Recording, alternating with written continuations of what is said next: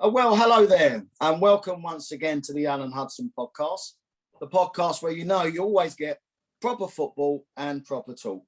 Alan, as you can see, has joined us today, and we're very pleased to say we've been joined by Martin Knight, who's going to have plenty of good stories to tell us today, because the whole idea of today's podcast is to remember the late, great Peter Osgood, who would, of course, have been 75 years old on Sunday, February the 20th, if we were lucky enough for him still to be around today. The idea of the podcast is to celebrate the life and the great football career that Peter Osgood had at Chelsea and Southampton, and of course on too few occasions with England as well. But first of all, let's get the preliminaries out of the way. Let's say hello to Alan. Alan, how are you? Yeah. We're both, me and my mate Martin, we've both been under the weather, as I'm sure you have, you and your family, with the COVID and all that. I had it the other week, got over it. I'm just kind of recovering. I'm just starting to feel something like myself.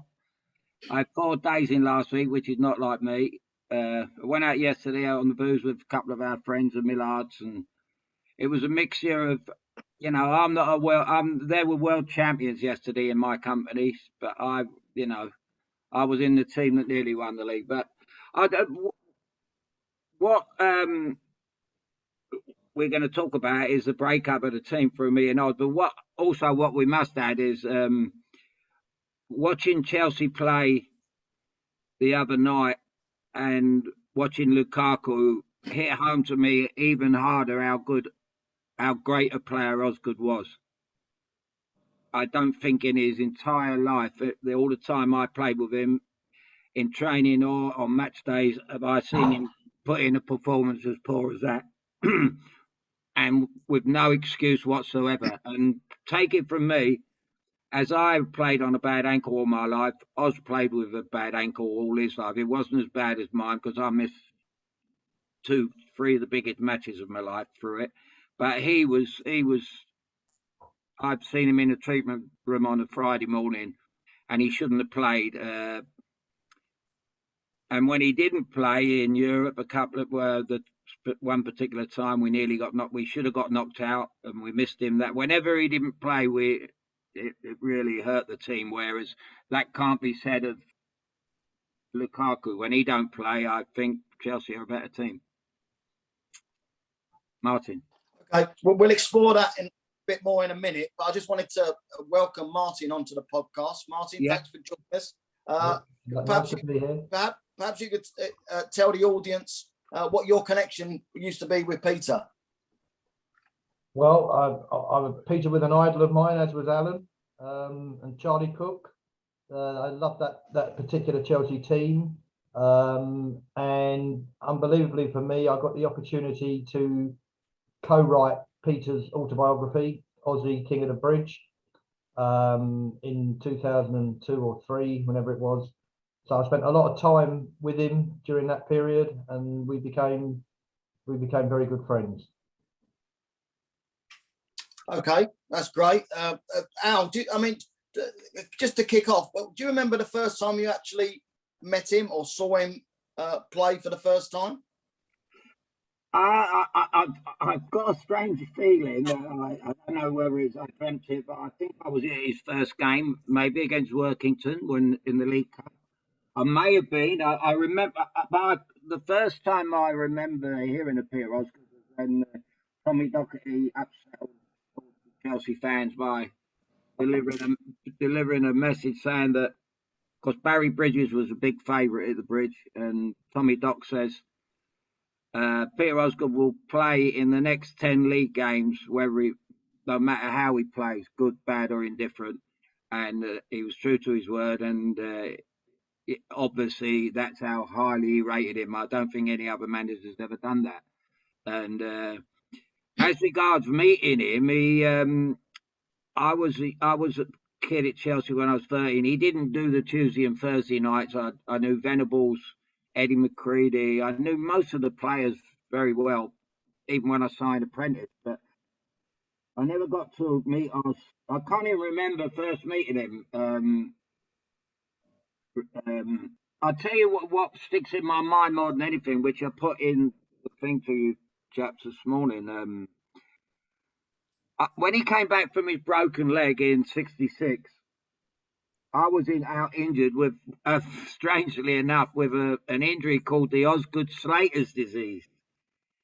And I wrote in one of my books, I'm glad I never had the Osgood Hutchinson's disease, because I'd have been dead now, because that would have been an alcoholic problem, wouldn't it? You know, but I was on the trip when Ossie made his return, and I remember him coming off the field. They lost 5-1 at Newcastle. Wyn Davies caused havoc, and they lost 7-0 at Leeds.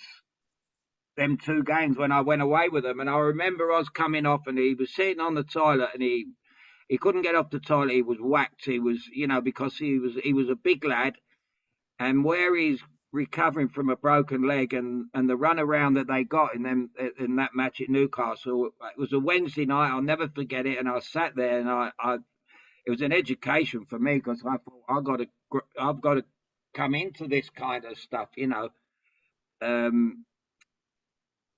was just horrendous, and slowly, he got back to form, and he scored one of the most fantastic goals I've ever seen against Southampton at the Bridge. Southampton come to the Bridge. I think they won 6-2. I think Ron Davies might have scored 4. Chivers scored 2. Or Shannon scored. They battered. We had a kid called Paul McMillan, centre half. Bless his heart. It was his debut. He never played again, I don't think.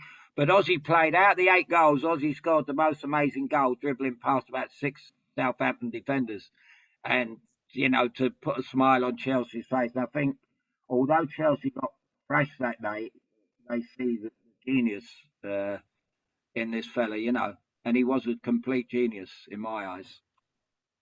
Going back to the broken leg, I believe, wasn't it Emily Hughes that when he was playing for Blackpool?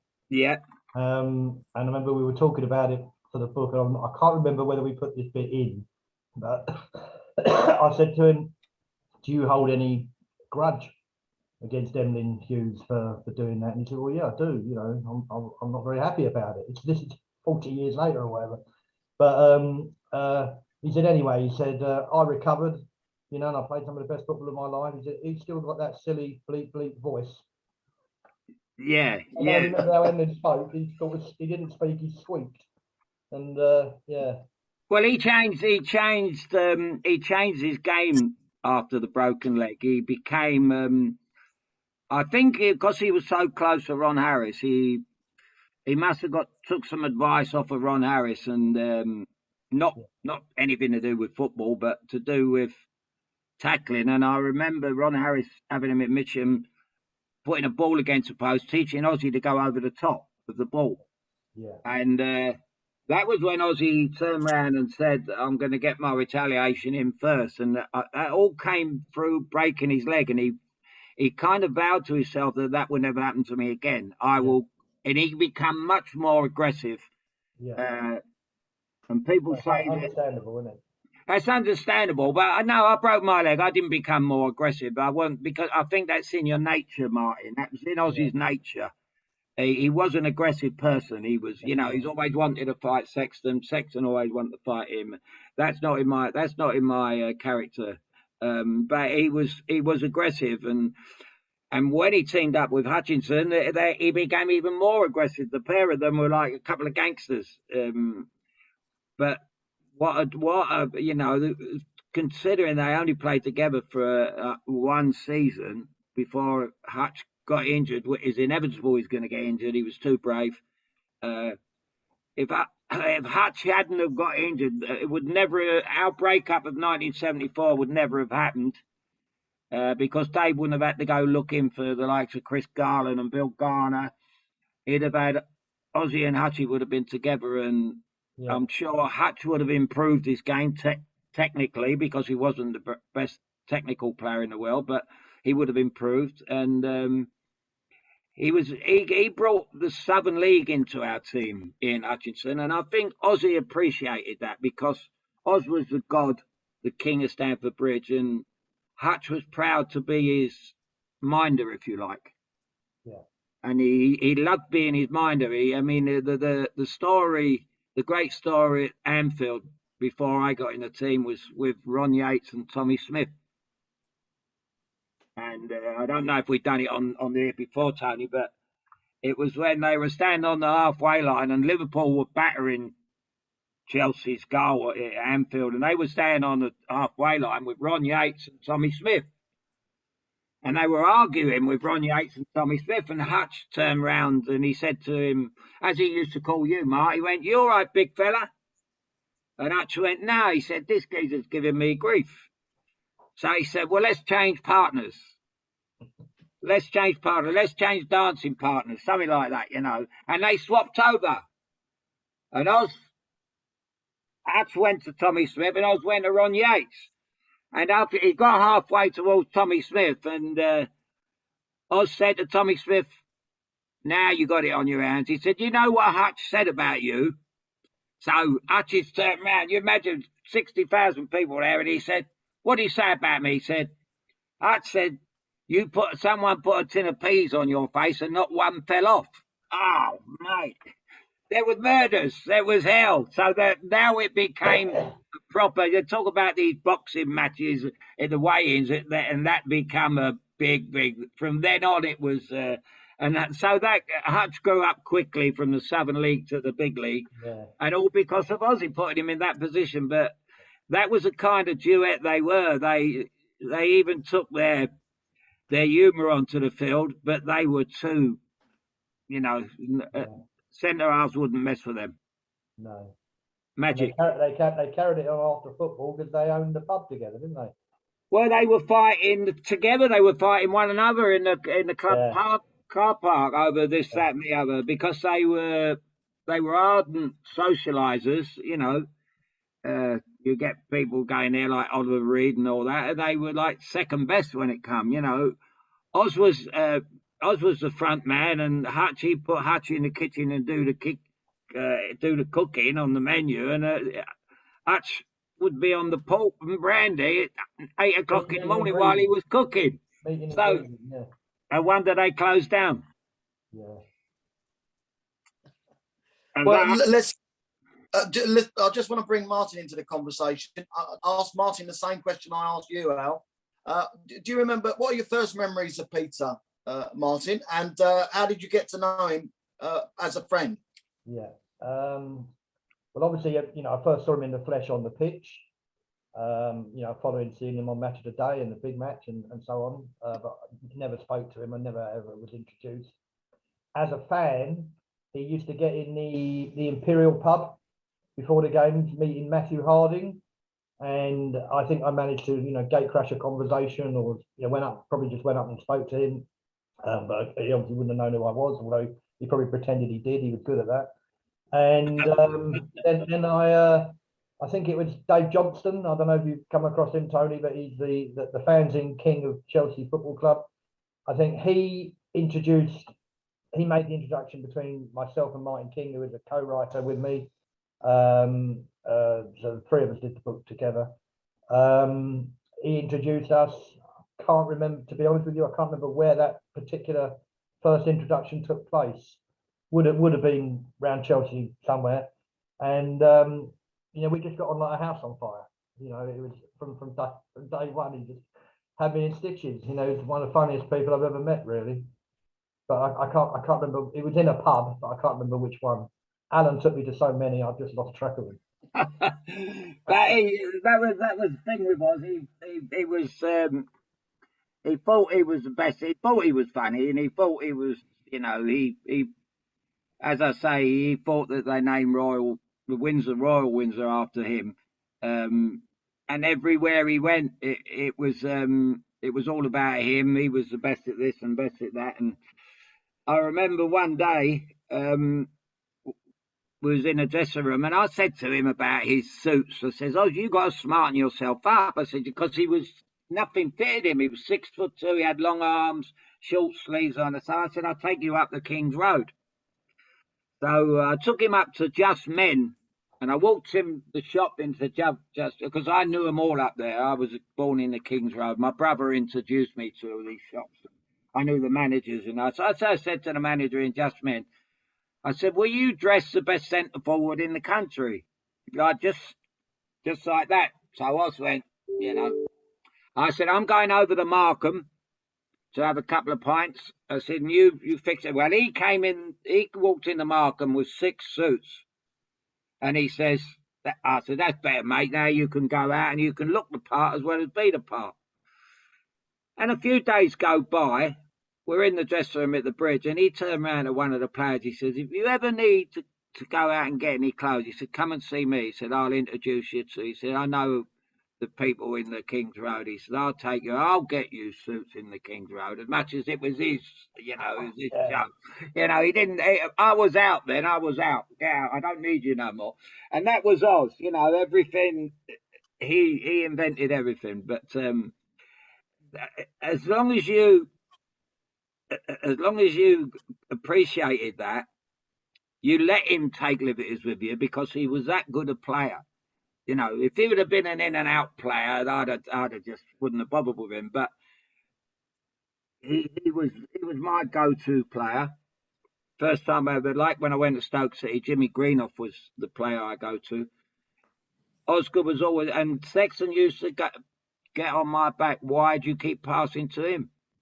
I said, because I thought the game was all about giving it to your best players, and he's our best player. He's our goal scorer. He's our maverick.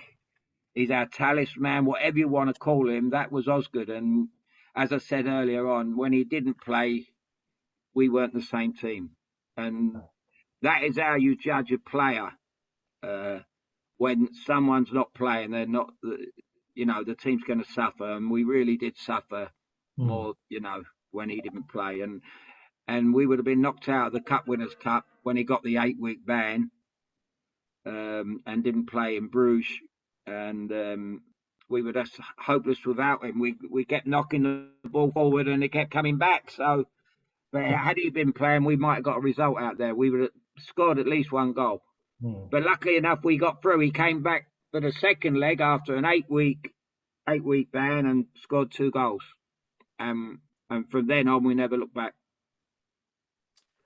Martin, I mean, it's over 40 years since Ossie last played for Chelsea, but he's still recognised today as the King of Stamford Bridge. Just tell us, in your view, what made him so great as a player. He was just, it's hard to explain it really. He was just brilliant. When he got the ball, the whole ground knew that something would happen. But other than that, beyond that, he had this charismatic personality, and he formed a bond with the crowd. I mean, when he would slide on his knees into the goal net and do that, and he was a man of the people. He would sort of speak to everyone, and what Chelsea fans knew, the fact that he wasn't in the England team was just well, he wasn't most of the time, was ridiculous. Because you had people like, and I'm not denigrating them, but Jeff Astle was quite often played, and anyone that watched football regularly, whether he didn't go to football, I just watched it on Match of the Day, everyone knew that Osgood was the best centre forward, the best forward really out there at the time. Yeah, and I think what you're touching on, Tony, as well, is his strength as a player was his unbelievable belief in himself. I only ever see it in 2 other players, and one was with Liam Brady at Arsenal, who had an incredible self-belief that he was the best player, and the other was Alan Ball. He went out on the field saying to himself that he was the best midfield player in the world, and he was an incredible player. And Oz went out with that attitude that he was the best, and he was the best. Had Ramsey had seen the light and made him the number 1 choice in Mexico, I think he would have come back from Mexico rated the best centre forward maybe in the world. And I say that because people might turn around and say to me, well, he wouldn't have got in the Brazil team, the great Brazil team in 1970. Well, I disagree. I think he would have. I think he would have played in front of people like Tostao, who was a great player. I think he would have fitted in perfectly. He was like a Brazilian. He'd pick the ball up on the halfway line and glide past people, and he was that good. He was too good for the England team, like a few of us, but Ossie more particular. You know, the England managers didn't understand, you know, how they never picked the best players, and for him to get 4 caps is just unthinkable, really. Yeah. I remember his first game against Italy, and he did all right. But, you know, as Tommy Docherty did, Alf Ramsey should have said to the country, this fella's going to be my number 1 centre forward. As Terry Venables said to Alan Shearer before the 1996 European Championships, you're going to play all through this championship and you're going to be the leading goal scorer. And that's how it turned out. That's what you need from a manager, to give you the same belief that you have in yourself. And the belief in me was knocked out of me by the manager at Chelsea, and I didn't regain that again until I got to Stoke. And basically it's all about managers. The managers realising the talent, the incredible talent of someone like Peter Osgood. And it's a crying shame that we do something like this on the anniversary of his death or the anniversary of his birthday. You know, it's but we talk about him all the time. I still get a feeling that he's still about, even when I'm in pubs, and yeah, I really do. You know, but someone mentioned his name. His name was mentioned yesterday in the pub. You know, it was his birthday today and all that, and you think to yourself, if only he was here, because there was never a dull moment. It was just, you know, he was that way inclined. You know, and you know, if there was a woman about, you know, he was like Steve McQueen, and you know, he was a Hollywood movie star, you know. And the day at Stamford Bridge when he had the opportunity to, you know, to do himself real justice, when Raquel Welch was there, and he was filmed on BBC with Raquel Welch, and he made a right prat of himself. You know, but the Windsor came out in him. Where if he'd have been a Chelsea boy, he would have, you know, he'd have grabbed her hand and kissed her hand, and you know, he didn't do all that, and he fouled. He fouled on that day. He wasn't very good with women, but he didn't score then. No, he didn't score. The only time he never scored. But you know, I remember it was such a romantic. I didn't realise when I looked at Wikipedia today that he married Pippa Cook-Smith. Now, Pippa Cook-Smith was one of the air hostesses when we won the Cup Winners' Cup. That's how they met, and he was head over heels in love with her. And I remember we were sitting in Alexander one day, and he was talking about, you know, how do I woo her kind of thing. He's no good at it, but once you'd give him the idea, he was the best at it. And I'd said, look, when you're in the car with her, put this music on. It was an Art Garfunkel song called I Will You, You Will Me. It was a fantastic, beautiful ballad. And I said, when you get Pippa in the car, you put that on and she'll be in love with you forever, Ross. Anyway, I give him the tape and he played it on the way home and he phoned me and he went, I think this will do the trick. But after that, it was all about him. And then he was telling everyone, buy this music. You know, he's now you know, when I said about, you know, you must listen to this fella, Elton John, you know, he's the best. And he went, Elton John, who's he? And we played at a game at Liverpool one night where we got into bed with roommates at that time. And Elton came on and I said, Oz, with that single beds, I went, Oz, this is the fella I'm telling you about. He said, that's not Elton John, that's Reggie. Now, Elton used to work at the studios where Ron Harris's wife worked in the recording studios, and Ossie, Terry Venables, George Graham, Ron Harris would go up, and Elton John was a T-boy.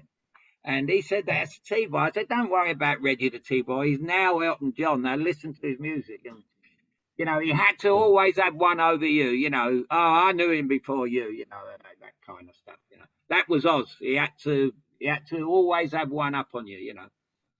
But that's what made him so amazing, because he believed in it. He believed that once he got them suits, he believed he was the smartest man in the country. You know. Now, Martin, Alan's come up with a couple of wonderful stories there. I mean, you must have a couple of stories of your own, probably many more than a couple, to relate over the book that you produced together. Yeah. Well, one of the funniest things, in retrospect, it was sort of terrifying for a little while at the time. But so yeah, we wrote the book. We used to go down to, you know, the way we did it was we went down to his local golf club, Meon Valley, in Hampshire, and over glasses of wine, Martin and I would ask him questions, and you know, we would get him to tell his life story, and we'd tape it and then go home and write it up. So that's sort of how it worked. And then the book was ready. It was coming out via Random House, and I said to, and we had a schedule of radio, TV, newspaper interviews, and all that. Well, he had a schedule. I was going with him, and I said to him, "You have read the book, haven't you?" He said, "No." I said, "No." I said, he said, "Well, why would I read it?" I said, "It's your book, you know." And he said, "Well," he said, "my life story. I know it all. I said, "Okay, well, you're happy with that, you know." Anyway, it was okay when he clearly hadn't read it, you know, and it was okay when we were going around in London, because I was with him. So there was a question that he got asked, he didn't know the answer to, about his own life. I could jump in. Anyway, he rang me up one day, and he said to me, big fella, I'm on what was it, right, BBC Radio South, interview with Jonathan Pierce." He said it's at the Southampton studio. I said, "Well, I can't, you know." I said, "When is it?" He said, "About half an hour or so." I said, "I can't get there in that time." He said, "No, well, I'm all right. You know, I'll do it on my own." He said, "Listen to it on whatever, 909 or whatever it was."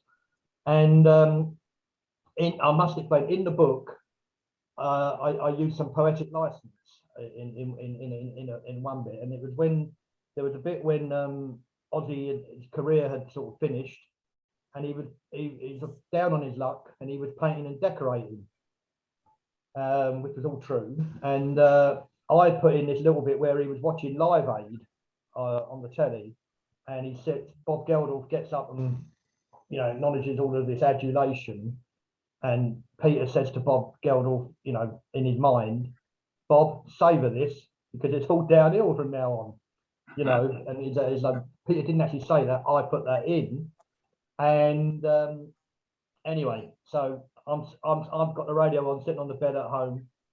Ossie's come on. Jonathan, hang on it. Cup of tea, son.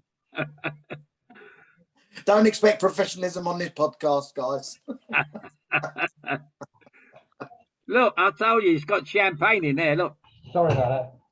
So Jonathan Pierce is interviewing him, and he says, "Ossie, you know, I really liked your book. It's a brilliant book. You know, I'm not just saying it. I actually did read it, and what made it stand out from other footballing books was your honesty and the way you dealt with, you know, your after football life." And I was going, yeah, you know. So he said that there's one bit in it that really struck me. He said, "Yeah, can you tell the audience about when you were at Live Aid and what went through your mind?" And he said, "Live Aid?" And when you were watching Live Aid, he said, "Live Aid?" And Jonathan said, "Yeah, you know, when with Bob Geldof." And I thought, my stomach was somersaulting. You know, it was. I thought, how's he going to get out of this one? Because I knew he had no idea. Yeah, and he said, "I never watched Live Aid." And Jonathan Pierce, to his credit, managed to paper over the crack and move it on quickly. You know, 7 million people didn't notice. And it ended, and my phone was on the bed. I was listening to it on the bed, and the phone rang, and he said, "You bastard." I said, "What?" He said, "What was all that crap you put in about?" So there you go. I learned a lesson then. You know, you've got to be careful what you put in.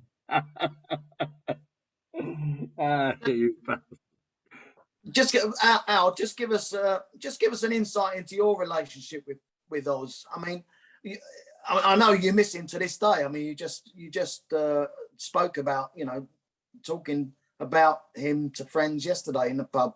But I'm sure you still miss him today. And just give us an insight into your relationship, not just on the field, but off the field as well.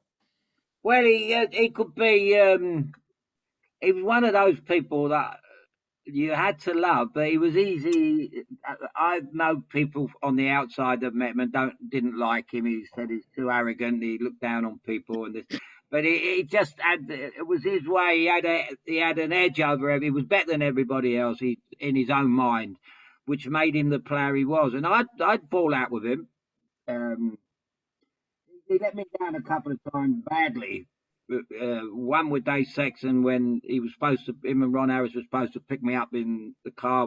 He said, "I'll pick you up," because he used to drive about in a Jag, which no players could afford in them days. A beautiful Jag, but it wasn't his Jaguar. It belonged to the chairman of Crystal Palace, who he was friendly with, and he let him have his car for some unknown reason. Ray Bloy. So, Ray Bloy. Yeah. Correct. And they said to me, hey, they were going down to Bournemouth. And they was always on about, this place. I'd go there for a few days. He said, wait till you get down to Bournemouth. He said, we have 5 days. Unbelievable. Where they played golf. I didn't play golf. But he said, it's incredible, mate. You'll love it down there. So I'll pick you up in the morning. Anyway, got to 10 o'clock. No Ossie. I got to end up having to get a cab to Mitcham. First person I bumped into Dave Sexton, and he said to me, "You've done it again." I said, "Done what?" He says, "What do you call this?" He says, "Everybody is here on time. You got to be late." He says, "You're not coming." So he kicked me out. Now it's all because of Ossie. Now I never turned around him. I could have really put Ron Harris in it. I could have said, "Well, it's Osgood and Harris." If I didn't respect Ossie that much, it'd have been somebody else. I'd have said, "No, come on, play the game here." It was them two. He said to me, "I'll pick you up," and I said I let my wife take the car, and now I'm stuck at home. But I didn't do it because of my respect for him so much. So he could be a little bit like that, and he never even apologised, never done nothing. It was just. It was like, for him, it was nothing, because as long as he was the centre of attraction and we'd fall out over it, I even changed roommates and he went, and that was when he got in with Hutch. And but he was very complex. I think I'm a complex character, I think that's what happens to one as a player and whatever, even being in the limelight, say.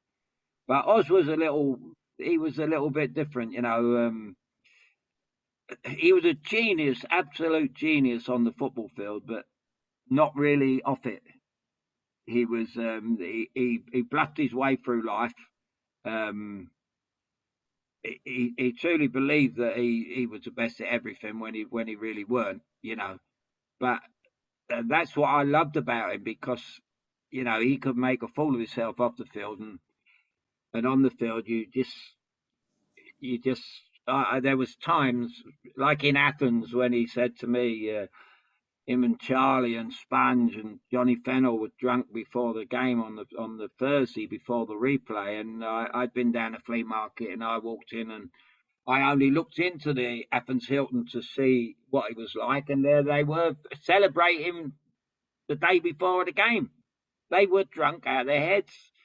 And I said to him, I looked at the table, John Fennell was there, a fellow from Chelsea who I loved as well, and I said, "What's going on? You're supposed to wait till after the game to celebrate." And Ossie just turned around and he said, "You go to bed early, and I'll score for you tomorrow. You got an early night because you got a lot of running to do tomorrow, and you have an early night." He said, "And don't worry about it. I'll get the goal." And true to his word, when he scored, there was a great photo, and I remember sitting on the edge of my bed in Athens at 5-6 o'clock in the morning, and I had a photograph of me walking up to him like that and to hug him, and as much as to say, You promised me you'd score, and you did. And this is how good he was. Players don't say that. People can't say that. In a big match against Real Madrid, I think he scored in every final. He scored in every round in the FA Cup, and he was just basically. I think we was a little bit lucky in '92 in the FA Cup that we like Chelsea have always had. I always said to you, Tony, that Chelsea always seem to get a luck of the draw. They get some easy draws in the FA Cup, and we certainly did that year. Apart from Burnley were a tough side, but we played Birmingham at home, we played Palace at Palace, we played QPR at QPR, and Watford in the semi-final. When you think there was 4 teams in the semi-final, the best team in the country were Leeds at that time. They played Manchester United, who relied very much on George Best. That was one semi-final, and we paired with Watford. So we got lucky in the semi-final. I think if we'd have played Leeds in the semi-final, although we had the sign over Leeds because we knocked them out in '67 from the Tony Haley header, we had a little bit of luck. But he was still sensational. He was scoring hat-tricks. I think he got the record number of goals, and he scored all them goals in Europe. He was just a phenomenal player. And as I say, compare it, if Lukaku was worth 90 million, God knows what Osgood was worth. And I suppose the only big match player that can actually be compared to Osgood is Drogba.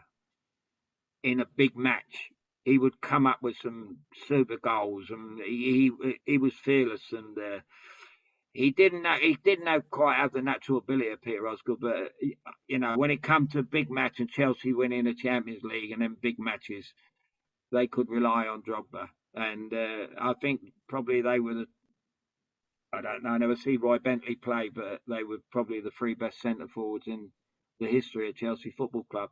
And today, with all the millions, I watched Harry Kane the other night. Harry Kane is a lot like Oz, not really as good as Ossie, but he's the best centre forward around at this time. And how Chelsea never went over to North London and paid 200 million for Harry Kane is beyond me. And get rid of not sign Lukaku. I mean, and Chelsea would be up there fighting with Manchester City at this moment if they had Harry Kane. I'm double sure of it, because Lukaku and the signing of Werner, and and you look at that, is when, even all this time later, that is when you realise how good this fella was. I just want to touch on '74 now. Chelsea fans of that era will know exactly what I'm talking about. But it was a nuclear moment. It was like a bombshell moment. You and Ossie were intrinsically linked as far as being the linchpin to the team. You two and Charlie Cook. You were the 3 superstars of the side. And yet, for some ridiculous reasons, Chelsea allowed both you and Ossie to leave the club at the same time in 1974. Tell us a bit about the background to that and how it happened and how it all unravelled.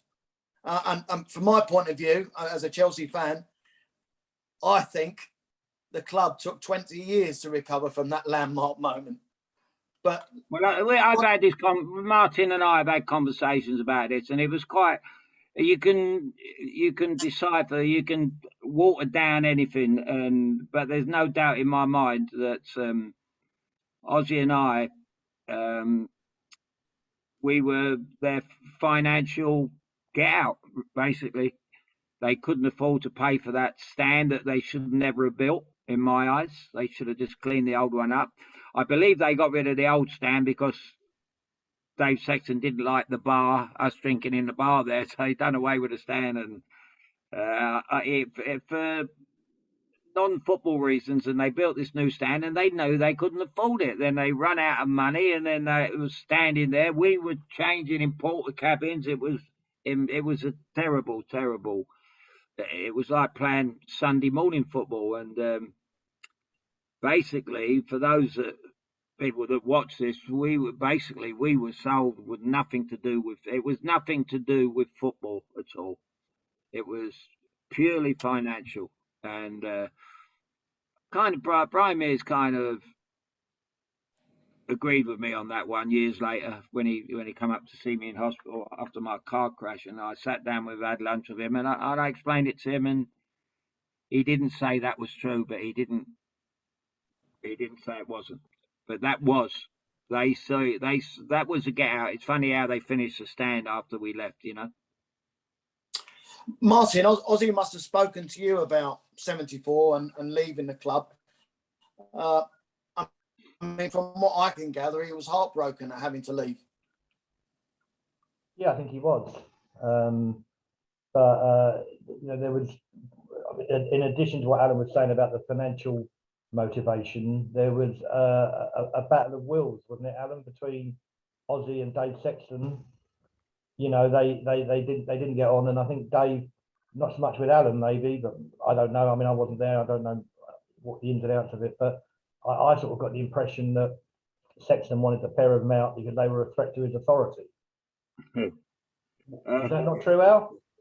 Well, I still can't work out to this day why it was, but I remember, talking about the League Cup and he broke his leg in the League Cup. His first game was in the League Cup. He scored in the League Cup final against the best goalie in the world while I was laying on the floor. But I remember in the League Cup at Stoke City one night, we lost 1-0 and we come in at half time, and Dennis Smith had scored for them. Now, whenever a centre half scored against us, Sexton would straight away aim for Osgood. Why weren't you picking him up? Why weren't you doing that? He did it against Burnley when Martin Dobson's come up and scored twice in the FA Cup. He singled Osgood out, and he singled him out at the Victoria Ground this night. We were 1-0 down at half time, and he singled him out unfairly, unjustly. How can you? He never patted Ossie on the back when he won us games, so why single him out for that? And it wasn't his fault anyway. No. And Osgood said, well, if that's the way you feel about me, then I won't bother coming out for the second half. And we went out and played with 10 men in the second half. Yeah. And now they won 1-0. We got knocked out of the cup. Now, Dave Sexton never realised from that he was only damaging the team by doing things like that. And I know through going to Stoke City later on and knowing my governor, Tony Waddington, that he would have looked at us come out the second half without Osgood, and he would have gone back in the boardroom and had another couple of drinks. He'd have gone, this is our day, how can you take Osgood off? All right, Osgood said, I want to come off, but the manager should have said, you're going back out and prove me wrong.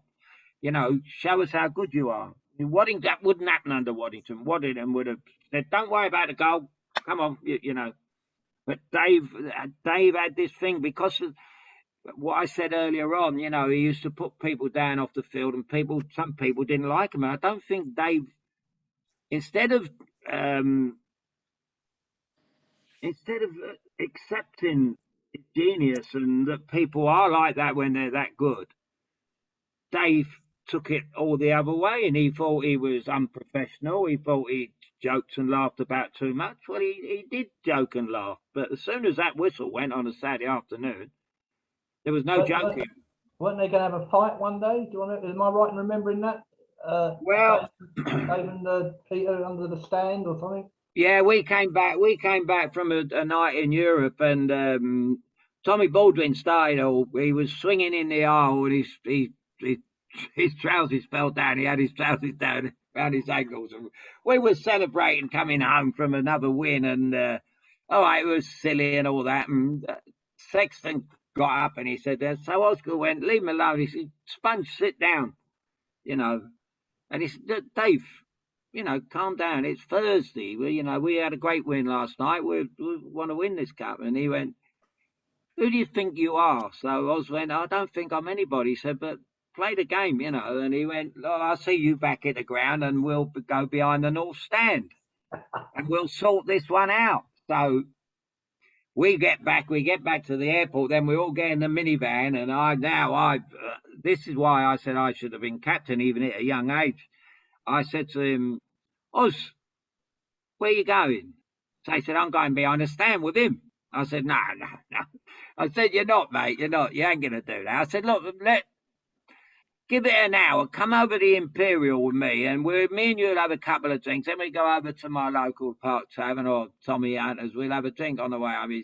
I said, give it an hour. Let it brew, settle down. And if you still want to go and fight with him, go and fight with him. Anyway, by the time he'd had a couple of pints in the Imperial, and all the fans were there and all that, and he forgot all about that. He forgot all about that, and he was Peter Osgood, the idol again, you know.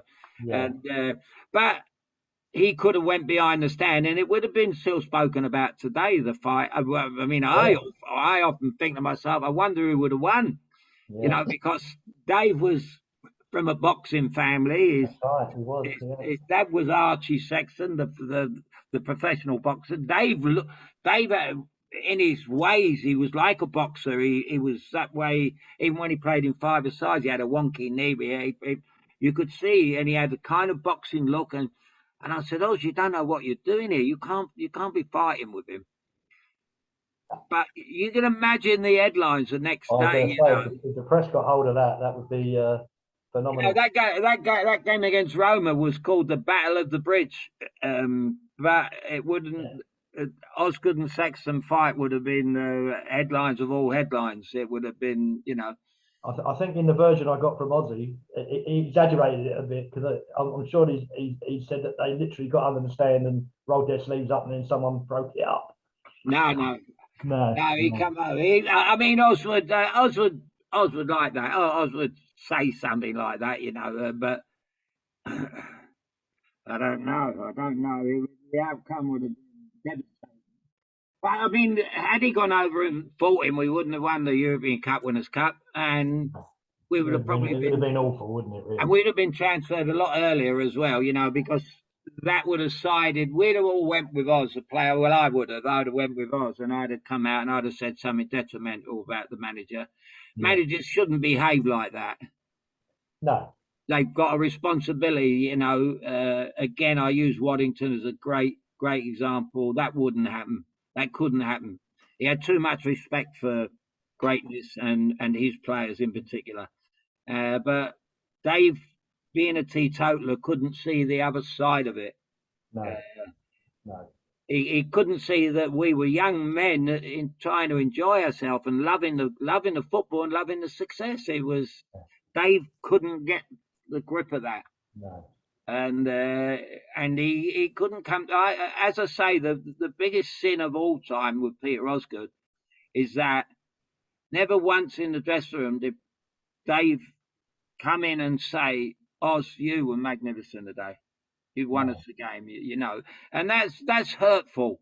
You know, I always say my boss would just look at me. He wouldn't say that. He would look at me and he'd give me a nod of approval. And like when Shankly came in, he shook my hand and said this, that, and the other.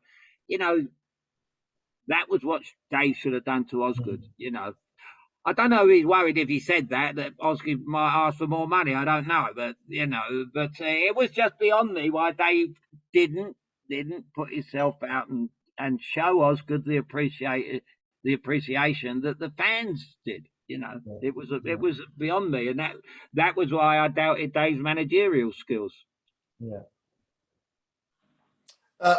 What was your slant on it, Martin? Having spent quite a lot of time with Ossie over the book. My slant on what, the period in '74? Yeah, absolutely. Well, what was really, you know, basically what Alan has said, and you know, Peter's view of it was much the same. You know, it was a clash of personality. He felt it was a clash of personalities with him and Dave mainly, and Alan stuck up for him. Is that right? I mean, wasn't there a bit when they sent you off to train with Dario and the reserves, and I think you and Ossie said bollocks to that, we're not doing it, or Ossie did, and then you come along and said, I think he said to Ossie, go in the change rooms and piss off. And well, that was the day after our last game, wasn't it? And I remember the next game, was it Sheffield United, Tony, was it, away? Yes, it was. That was the first game. I remember how life can work in the most mysterious ways. I remember Chelsea going to Sheffield United and winning without us. They won 2-1. And I imagined what was going on in the boardroom after that. They would have said, what a move Dave's made here. We can win without these two. We're a better team without them. You know, and I knew, you know, I thought, no, I hope they don't go and start winning matches and, you know, what? Well, you do. That's human nature because that is the animal inside us. So you don't want them to win because you want him to realise that he's wrong and you want to get back in the team and get back on track. I wanted to get my best form back. Anyway, you know, they won 2-1 there, and we went in and he put the team sheet up and we weren't on it. And Osgood said to me, I wouldn't have done this. Oz said to me, well, we're not playing in the first team. We're going training with the reserves. And at Mitcham, Dario Grady would take the reserves over there, and Dave Sexton take the first team over there, and either side of the changing rooms. And we're kicking about before. And Dario said to us, what are you doing here? He said, well, if we're not playing in the first team, we'll be playing in the reserve. So we come to train with you and, see your ideas about the game. And Dario was really very, very good on the game, as he proved at Crewe. And then all of a sudden, a young kid come running across, spoke to Dario, and Dario called me and Osgood aside, and he said, Dave wants you over on the big pitch, you know. Well, we walked past the dressing room and we're walking over to him, and Dave was walking towards us. It was like watching a Western, I suppose.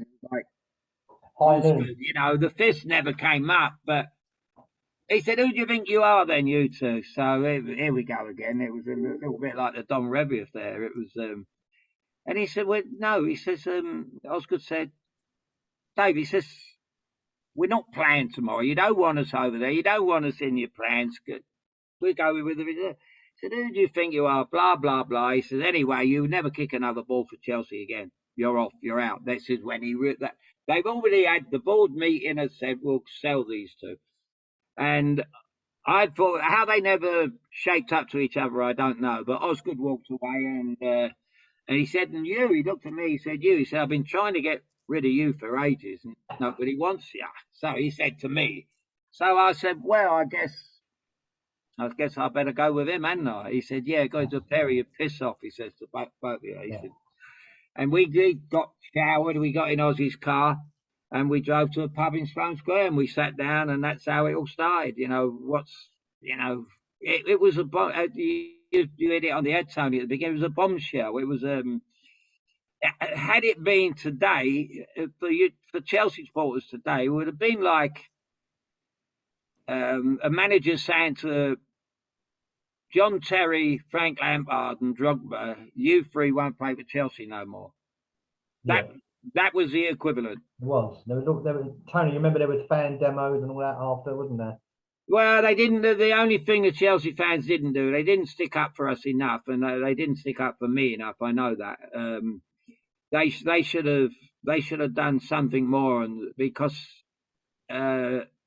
you simply don't get rid of the best centre forward in the country. It's different if they couldn't do. If they would have been honest and turned around and said, "We got to pay for this stand. We've had the most amazing offer for you, Oz, for £500,000. You've got to go, mate." You know. And I said, well, Oz would have said, "Well, you give me 100 grand and I'll go." That would have been, and then that would have been all right. But at least it would have been up front. It was been honesty, but there was so much dishonesty going on in the move, and it was for all the wrong reasons. And it's a little bit like selling Jimmy Greaves when they sold Jimmy Greaves to Italy. It was just amazing, really. It's the only thing along the same lines. He was the best striker in the world at that time, and Ossie was the best centre forward in the world. And it was just the way I was playing. If he'd have turned around to me and said, "I don't," I had my gripes with David because of my ankle. He didn't treat me properly with my injury properly. But if he'd have got rid of me, I'd have went to Stoke a lot earlier, and I'd have been a lot happier a lot earlier. But I could understand, and then the fans would have accepted that because they had Ray Wilkins come up and they build him up into a player. But it was just you just didn't sell Peter Osgood. It was simple as that. No. You know. Tony, did you know he nearly signed for Derby? Did you know that? Well, perhaps you could tell me a bit more about that, Martin. Well, I've only got a vague memory. I think I wrote Dave Mackay's book, and I think Dave Mackay told me about it. And I don't think Ossie mentioned it to me in his book, but yeah, he got close, and he went up and had meetings with Dave Mackay and all that. And I think he decided he didn't want to move up north. And I think he had the same experience with Stoke, didn't you, Al? Well, that's very much along what I wrote earlier on, Martin, to you and Tony. You know, that it didn't hit me until I read that this morning, that he didn't want to travel across to Arsenal. Arsenal wanted him as a kid. He had a trial at Arsenal and he said it was too far. It was out my way. And obviously he thought that when with a Stoke move. But Yeah. it's funny you say that about Dave Mackay, because he obviously wanted Ossie. That's how, you know, Dave Mackay would have known a centre forward because he played cool. against him. But obviously where Ossie must have turned him down, and so he bought Charlie George. I think that's what happened. Yeah. Okay, well, before we close the podcast, I'd just like to say I hope we've made some sort of worthy tribute to probably the greatest player in Chelsea's history today. But I'd like to end on a positive note. I'd like to ask both of you to give us one story, to give the fans out there one story to remember Peter Osgood by. Maybe, Martin, you'd like to kick us off? Yeah, well, I'm going to tell you a story that Alan mentioned earlier, the Italy game. That Ossie, did you say it was his debut or his last one? I can't remember. It was his last game. Last game. So it was his first game, wasn't it? No, don't argue with me, Alan. It was his last game. I think it was Bobby Moore's last game as well. This is the actual England cap, Ossie's England cap, and I've got a little story about how I got that, and it's been a jinx in my life really in some ways. But yeah, so Ossie used to have a testimonial dinner. He had about 4 a year, and you know, it was always going to be the last one. And it was over in a hotel in Esher, and I was there with my wife and 2 other couples, and obviously the drink was flowing. Ossie was doing a speech, and then there was an auction at the end, and this cap was the main prize. And I was deep in conversation with another guy, and my mate Paul Hearn says, "Do you want that cap?" And I said, "Well, I wouldn't mind it." And he said, "How far would you bid up for it?" So I said, £1,000. You know, I knew it was going to go for a few quid. And he said, "Right, all right, you carry on. I'll do the bidding." I could see out the corner of my eye, he's doing this and he's doing this. And in the end, you know, he said, he turned around to me and said, "You won it?" I said, "Oh, Rabbi, oh, brilliant. Well, how much is it?" Thinking it's going to be, you know, I've got it for 600 quid or whatever. He said, 2,700. I said, 2,700? He said, "Yeah." I said 1,000. He said, "Oh, I thought you were joking." So anyway, so I got it. We were staying the night in the hotel, and they put it in a bag for me, and I put it next to my bed on the dresser next to my bed. I'm pissed this night, obviously, and I woke up in the morning. The phone rang, my mobile rang, and I picked it up, and it was Peter. And he goes, "Hello, big fella." I was like, "Hello, Pete." And he said, "You won't believe what happened." I said, "What's that?" He said, "Some idiot only paid 2,700 for that cat last night." I was looking at it. I said, that was me." He said, "What?" I said, "That was me." I said, "My mate got it for me." And he said, "Oh, you idiot." He said, "You know, if I'd known you wanted it, I would have given it to you," which he wouldn't have done. But and then there's another story leading from that. So I had the cap, obviously paid this money for it, had the cap. And then when Abramovich took over, they opened up that Chelsea museum. And I was asked if I wanted to put the cap in and on display. And I thought, well, why not? You know, it's just sitting in my house. Yeah, you know, it'd be good if people can see it. So I went in the Chelsea Museum, and it was in there 2 or 3 years. And then one day I get a phone call from Chelsea Football Club saying, no, I didn't. So I got a letter from Chelsea Football Club, and it said, "Yeah, we'd like to keep your cap for another year." They'd never asked before. "We'd like to keep your cap for another year, but we do have to inform you that the insurance, we've insured it for £100. So if anything happened, you know, that's what you get." So I rang. I thought, well, I'm talking to some idiot here. I'll go above.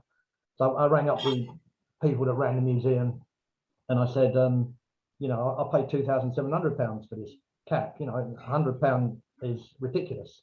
I said, "So can you adjust it?" And you know, they said, and she said, "Well, I'll have a look into it." And then I get a phone call from a certain person at Chelsea, and he said, "Come and collect your cap." So I said, why is that then? He said, well, we don't want it. So because I queried this insurance amount. I said, okay, fair enough. So I went and collected it from the bridge. And that day I happened to be meeting, I don't know if it was you, Alan, but I think you were probably there, but I happened to be meeting Phil Hughes, who was George Best's manager. And he had a sort of lively relationship with the press. And I stupidly told him the story while we're having a drink. I got the cat in a bag next to me. He said, no, really, and all that. So then he got on the phone. I wasn't even really listening. He passed the phone to me. He said, yeah, have a word with this bloke, Charlie Sale. He's a Daily Mail journalist. Yeah. So I stupidly told the story. Charlie Sale splashed it on the back pages that day, the next day. And that was it. I used to have the Charlie Cook book in the Chelsea shop and a couple of others. Whole lot taken out. I was like basically told, we're not, you blackened our name. We're not going to sell any books for yours again, and all of this, and that was that. So sort of sad ending, really. And I've still got it here. And Alan's friend wants it, so I've said I'll leave it to him in my will. I'm just hoping that he dies first. That's a joke. I'll tell him that. No, I've got to see him. I've got to see him today. I'll tell him, Mark. I must say one of the funniest things was Martin and I. We still do the evenings out, and I done one with Oz this particular night. And, I think it Worcester Park or something. Was it Worcester Park way, Mark? It was down that way. I think it was. I met him. I know I met him in the pub beforehand, and we were having a few glasses of wine, and Ossie loved a glass of wine around that time, and we were going on stage about 8 o'clock, and we got on there. And by the time we got on stage, we were having a glass of wine, having a laugh, and then we had a heckler, and this fella kept digging Ossie out. He kept saying to him, yeah, but tell us more about you. Keep on about Ken Bates. You don't like Ken Bates and all. And Oz said, look, mate, we're not here to talk about Ken Bates. And one thing led to another. Then the language went overboard and all this. Anyway, and then we had half time, and I could never forget. There was about 6 of us, me, Oz, Martin, 3 others, talking about how the first half went. So we went, Oz, you can't be digging people out in the crowd and beating them up and all this. They come pay their money. They're allowed to say what they want. Yeah. So he said, yeah, but he's a plant. He's a baby. No, he's not a plant. He's not a plant. So anyway, second half starts. We started again, and we're talking away. And next thing you know, somebody asked me a question. I started explaining something to him. And at that time, Ossie had a bit of a beer belly. And he was leaning back on his stool like that while I was talking. I was leaning forward, and then all of a sudden we had 2 microphones, and he rested his microphone on the top of his stomach. As I've gone to speak, I can hear someone snoring. He fell asleep, hadn't he? He'd obviously been travelling all week. He was shattered, and he'd had a few glasses of wine. Now he's asleep. So as I'm talking, I've had to smash him in the legs to wake him up. That's and true. he woke up, the mic went flying. And the guy that was digging him out, he basically said, Ossie said something derogatory about Ken Bates. And the bloke sort of stood up and said, but he saved the club. How can you say that? He saved the club. And Ossie couldn't really answer it, and he was getting more and more annoyed. And he literally said, "Do you want it outside, mate?" Didn't he? Yeah, he did. Yeah. You want to take it? And like Adam said, he said to him, "He people paid money to come here. You can't start offering them out." A bit like Dave Sexton again, wasn't it? offering them outside. Yeah, that was funny. Yeah. But that was Oz. I mean, it was great. It was again. We were doing one in Windsor, Al. You weren't at this one, in his hometown, a book signing in a pub, and a lady came up, very well preserved lady, but she was probably in her late 50s, something like that. And she brought her book up, and she sort of got into his vision like that. "Hello, Peter. Do you remember me?" And he went, "Yeah." She said, "Do you?" He said, "Yeah." And then she said, "You took me out. Do you remember?" And he went, "Yeah." She said, do you remember that? He went, yeah. And then she started talking and going on like that. And she was saying, you were meant to ring me back, and you just didn't. And it's going on like that. and it was obviously someone he took out a couple of times. And at the end, and he gave her a kiss and a cuddle and made a fuss of her. And she walked away, and I said, "Do you remember her then?" He said, "No." Yeah, he had no idea who she was, but he didn't want to offend her. Fantastic. Well, guys, I'm glad we're ending this podcast on a laugh and with a smile, because he gave Peter Osgood gave so many people so many wonderful memories to cherish. Thanks for coming on board today, Martin. It's been great to hear your stories and your anecdotes. It must have been great fun putting that book together. I must have been. It was some of the best days of my life during that period. Great fun. I bet. And probably the best days of your life as well, Al. Those times at the bridge playing with the genius of a number 9. Well, it was it was. I sometimes wonder, I think my best football was Stoke City, and that was all down to me and the manager. But I when I think of the way I played at Chelsea, that was all down to Osgood. It was all. It wouldn't have happened. I wouldn't have won the FA Cup and the Cup Winners' Cup without Osgood, and that was how big a player he was. There are players that come along that are big match players, and and that was Oz. The bigger the game, the better the player, and he was a monster. And as I say, he played with injuries, but people don't know. But the average punter don't know. In them days, especially, we only had 14 players. You see them today, there's got 8 on the bench. We only had 1 on the bench, and they rarely came on. But Osgood was a monster. Nothing fazed him. And as I say, one day in the treatment room, he was having treatment on a Friday morning. I just touched him on the leg, and I went, "We're going to miss you tomorrow, mate. Got a hard game." And he went, "What do you mean we're going to miss you?"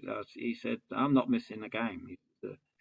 This ain't big enough to keep me out of this game, So he played, and he would get on with it, and he would never complain about being injured, and he'd just get on with it. And he was,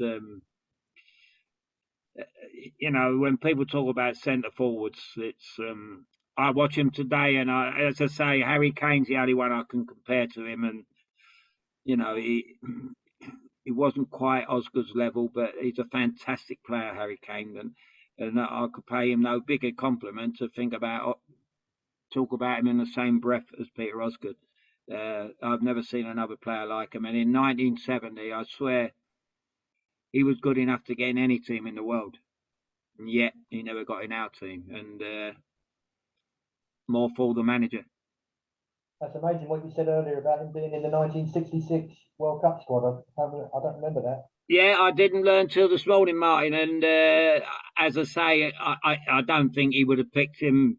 He would not have picked him in 66. If he didn't pick him in 70, he ain't going to pick him in 66. Oh, no. Because he was a kid, same as I was a kid in 1970. 4 years on, I was in the squad and I got injured. It's incredible, really, that Osgood got his bad injury before 66. I got the bad injury before 70. Osgood went to Mexico, and I'll never forget, I was out with Bobby Moore one night, who I adored, and Bobby said, "Your mate over in Mexico," he said, "I've never seen him knuckle down, and he said, I've heard a lot about him off the field, and never."